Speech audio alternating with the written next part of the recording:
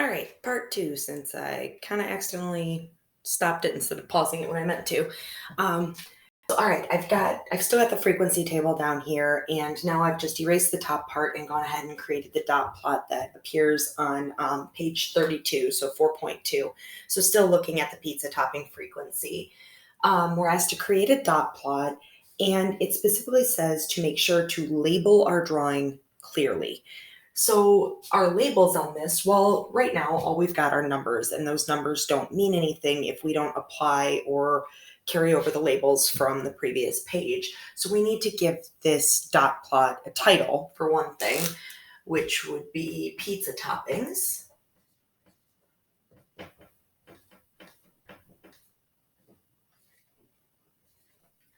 And we're just going to take these numbers and create the dot plot with them. So we had 4 instances of people ordering pizzas with 0 toppings, so strictly cheese pizzas.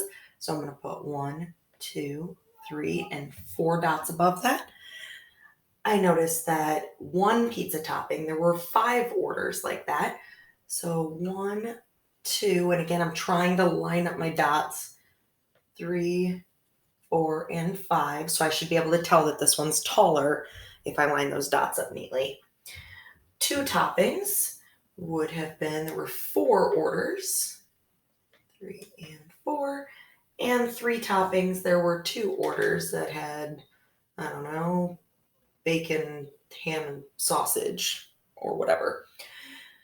So there were not any pizzas with 4, 5, or 6 toppings, so I'm just going to leave that alone, and I'm done with my dot plot because I've taken all of the data from the frequency table and created dots to represent that. Now, creating these is super easy. Hopefully you're thinking like, yeah, I can do this. And this doesn't even get any harder, but the vocabulary they use gets confusing. So for question number 2 on the same page, use your dot plot, so this here, to study the distribution for the number of toppings. Okay, distribution. Well, if you think about like the word distribute would mean to give something out. So the distribution is how it's been given out or spread out across the dot plot. So the distribution, the spread, like how it's spread across that chart. What do you notice about the number of toppings that this group of customers ordered? Write 2 or 3 sentences summarizing your order, or excuse me, summarizing your observations, not your order. So we've got 4, 5, 4, and 3. Well, some of the things that we could say about this are that most people liked only a few toppings on their pizza. Since we don't have anybody that has 4 or higher, we can say that most of the customers like just a few toppings on it. We can also make some other noticings here, such as the number of orders with no toppings is the same as the number of orders with 2 toppings. We can say that the pizzas that were ordered most frequently were those with only a single topping, since that's our highest one.